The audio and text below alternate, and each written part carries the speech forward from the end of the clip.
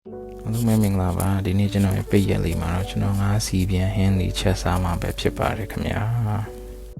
ပါဝင်ပစ္စည်းများအနေနဲ့ကတော့စီသက်ရွက်ချက်သွန်ဖြူငရုတ်သီးစိမ်းချက်သွန်အနီနှုတ်နှုတ်ဆင်းထားတာလေးပါပါမယ်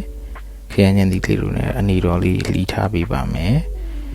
ငါးကိုတော့ကျွန်တော်အရသာအနေထားပါမယ်စားချိုးမုံနဲ့စနွင်းမုံနဲ့ငယ်လေးနဲ့အရသာနေထားပါမယ်ခင်ဗျာ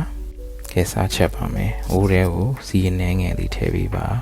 ။ချက်သွန်အနီလေးတွေကိုစီသက်ပါမယ်။ချက်သွန်အနီလေးတွေစီသက်တာနဲ့တပြိုင်နက်တည်းကျွန်တော်တို့ပြင်းတော့တဲ့ရွက်လေးတွေပါထည့်ပြီးစီသက်ပေးပါမယ်။အနံ့မွေးအောင်ပါ။ပြီးရင်တော့ကျွန်တော်ချက်သွန်အဖြူလေးတွေကိုပါထည့်ပြီးတော့စီသက်ပေးပါမယ်ခင်ဗျာ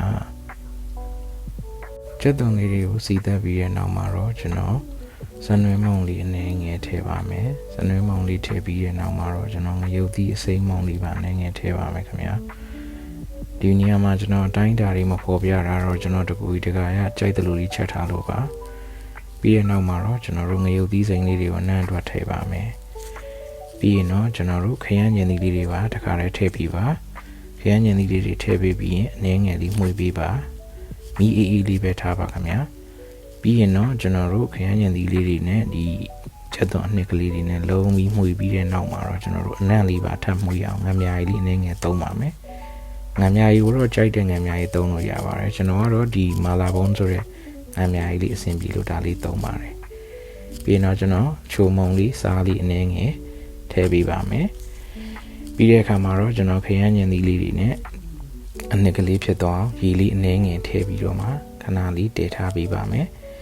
ဖုံးလေးခဏလေးအုပ်ပြီးတော့မှကျွန်တော်10မိနစ်လောက်ခဏလေးတည်ထားပေးပါတယ်10မိနစ်လောက်နေပြီးတဲ့အခါမှာတော့ကျွန်တော်အဲ့ထဲကိုကျွန်တော်ခုနအရသာသွင်းထားတဲ့ငါးလေးတွေကိုကျွန်တော်ထည့်လိုက်ပါမယ်ငါးလေးတွေကိုထည့်ပြီးလို့ရှိရင်လည်းအပေါ်အောက်လေးမှုပြီးတော့ရေလေးအနှဲငယ်တည်ထားပြီးတော့ဖုံးထားပေးပါခင်ဗျာဒါဆိုရင်တော့အရသာရှိလာတဲ့ငါးဟင်းလေးတစ်ခွက်ရရှိမှာပဲဖြစ်ပါတယ်ခင်ဗျာကျေးဇူးတင်ပါတယ်